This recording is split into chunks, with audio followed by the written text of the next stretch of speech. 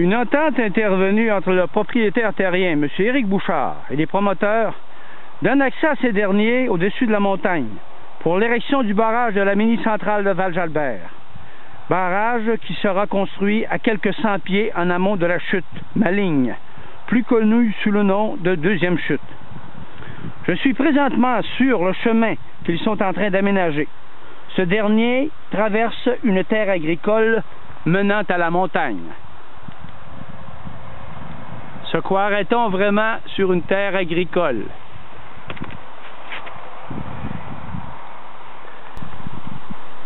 À noter que nous sommes toujours sur une terre agricole. Regardez. Le petit film, la partie de film parle par elle-même. À vous de juger.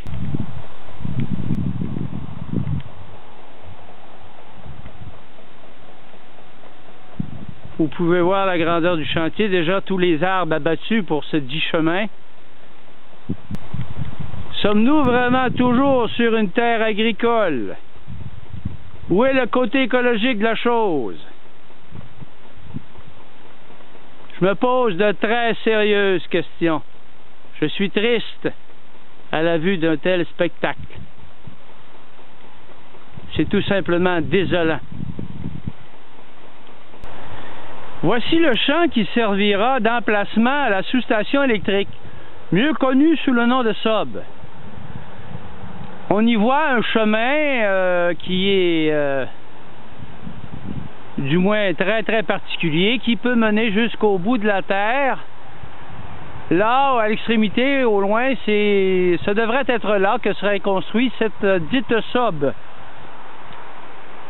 À noter que Val-Jalbert s'est porté acquéreur de cette partie de terre agricole il y a de ça quelques années. L'été dernier, on y a encore récolté du canola. Moi qui croyais que le zonage agricole était sacré, eh ben,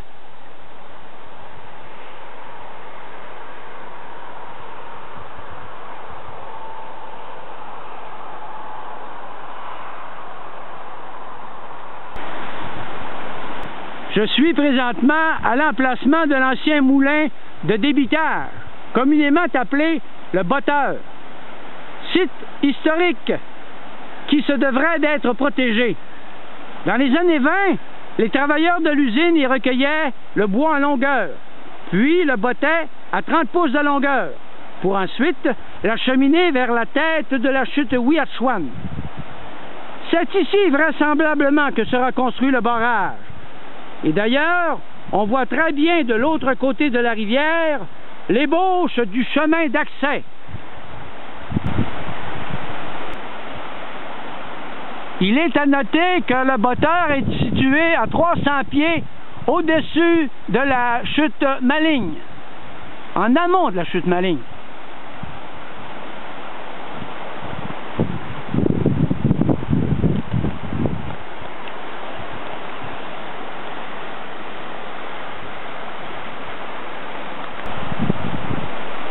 On voit très bien les vestiges de ce qui reste du Botteur. Donc on calcule que c'est un milieu à protéger. C'est un milieu historique. Plein de travailleurs sont venus ici autrefois dans les années 20.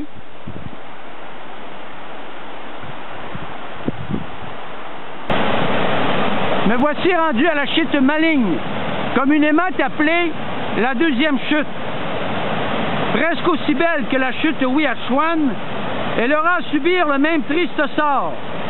Pendant 80% du temps de l'année, on ne lui laissera que 0,3 mètres cubes seconde de débit. Ce qui n'est pas un débit écologique, mais plutôt un débit de rentabilité pour les promoteurs. Présentement, le débit de la rivière est d'environ 20 mètres cubes seconde. Il passe environ 60 barils de 45 gallons d'eau à la seconde. Le promoteur nous promet seulement un baril de 45 gallons d'eau à la seconde, soit 0,3 mètres seconde. Imaginez le désastre écologique. Mort assurée de poissons, de batraciens et de plantes vivant dans cette partie de la rivière. À nous de la défendre.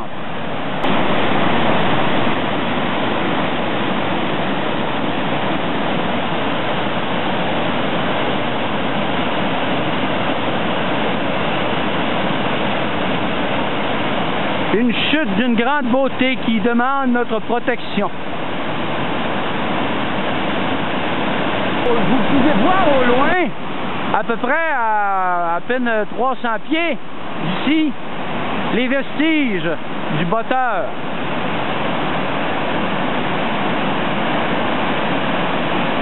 Cette chute est aussi impressionnante par l'écoulement de ses eaux et sa beauté.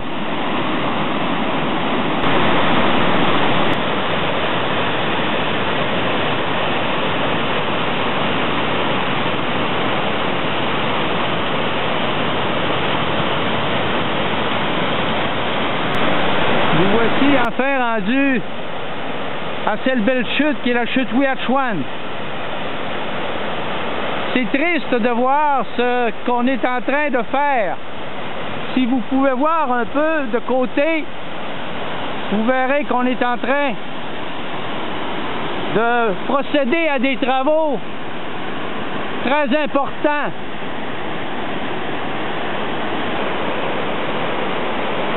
Ils sont rendus sur le bord de la rivière. Il est grand temps d'agir. C'est vraiment triste à voir.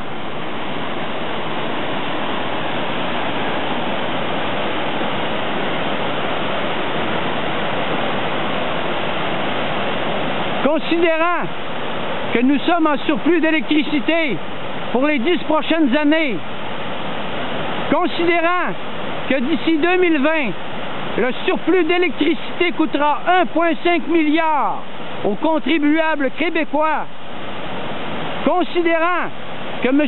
Thierry Vandal, président d'Hydro-Québec, approuve l'abolition du projet des mini-centrales et que 6 d'entre elles sont annulées, considérant que la firme BPR a bâclé l'étude environnementale touchant le kilomètre asséché de la rivière, considérant que l'acceptabilité sociale, critère essentiel pour la réalisation d'un tel projet, n'est pas au rendez-vous, à preuve les sondages Sigma et Léger qui corroborent que 61% des gens se disent contre le projet, considérant que la chute est l'élément principal de ce site patrimonial et historique, considérant que présentement l'intégrité de la rivière Ouiachtchouane n'a pas été encore touchée, au nom des 61% des Québécois qui sont contre ce projet,